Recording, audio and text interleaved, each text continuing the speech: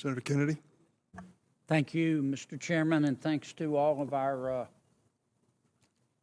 witnesses here today.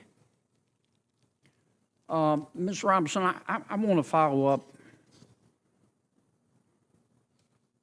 by trying to understand your answer to one of Senator Cruz's questions, and this is really a question, not a suggestion. Do I understand your position to be that there are two sexes, but there can be more than two genders? I wouldn't even say two, and we've got Dr. Lopez here as well, but there's also the definition of intersex. I think that often in these conversations we're conflating sex and gender, and I do want to affirm here that trans women are women. That is their gender. Okay, but I'm trying to understand. Do you make a distinction between sex and gender? Yes, sir. Okay, explain that. Do you think there are more than two sexes? I believe that there's a definition for intersex as well that I want to acknowledge. But sex is assigned at birth. I'm just trying to understand. I'm thoroughly confused. So you're born, I'm talking about biology, male, female, and what else? I believe that intersex is also acknowledged. Intersex. But again, I'm not a doctor here. What I can And say what does intersex mean? is that there's a difference between sex and gender. And I think in these conversations, we're conflating the two. Well, but I want to start with sex, okay? There's male, there's female. When a baby's born, before the baby has had time to even have a sense of self, there's male, female, and intersex.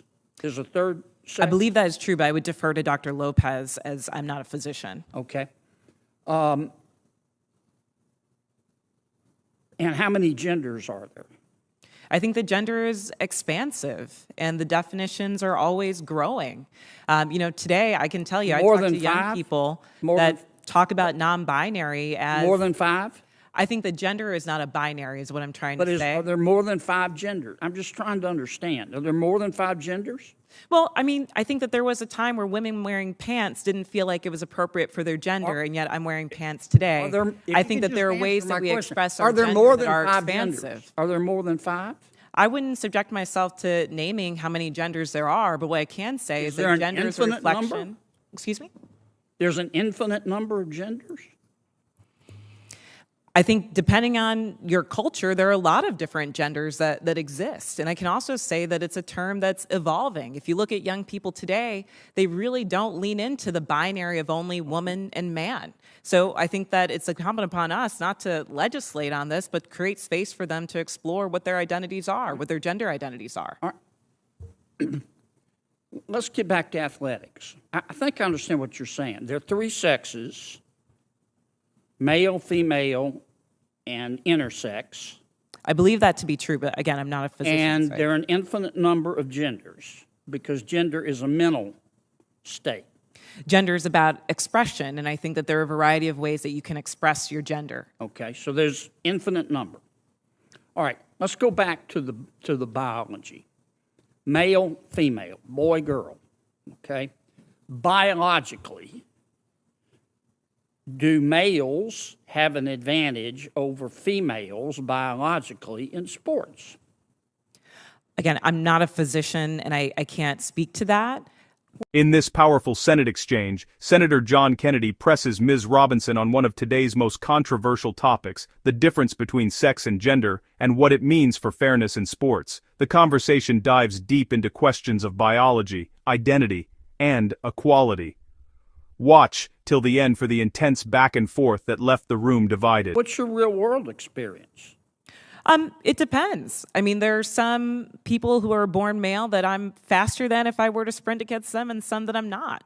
Some males that are taller than some women, and some that are shorter. You don't believe that a biological male has a physical advantage in sports over a biological female?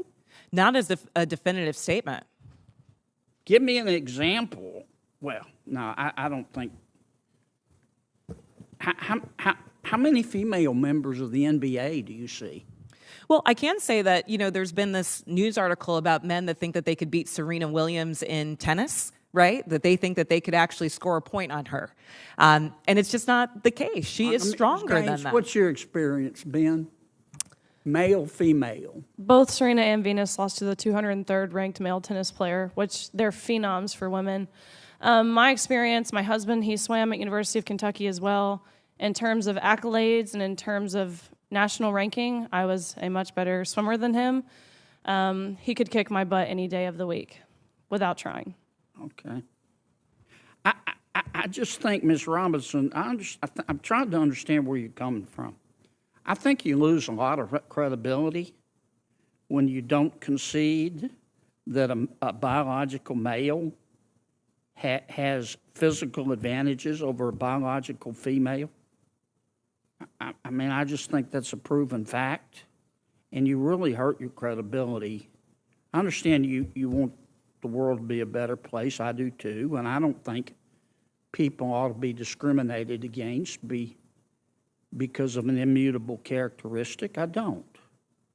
And I think that I think everybody ought to be free to be themselves.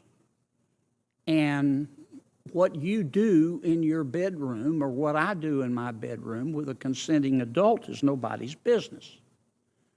But if what I do in my bedroom with a consenting adult, if I decide I want to tell somebody's child about it, then other people have rights too. And I think parents have rights. And I think biological females have rights to be able to compete fairly in sport, in sports. So I really think you hurt your credibility when you refuse to acknowledge that biological males have an advantage over biological females. It kind of makes me wonder about all your testimony. Thank you, Senator Mr. Chairman. Kennedy. I'm sorry, go ahead.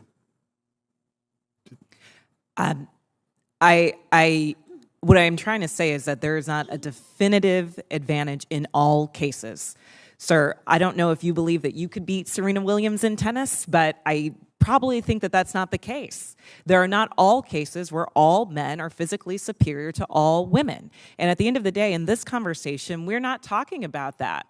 We're talking about trans women who are, in fact, women, who deserve to play in a gender that matches their sports, who deserve all the benefits that Ms. Gaines is talking about. And as a cisgender black woman, I can say definitively that my womanhood is not threatened by a transgender person asserting hers as well. Senator Hirono.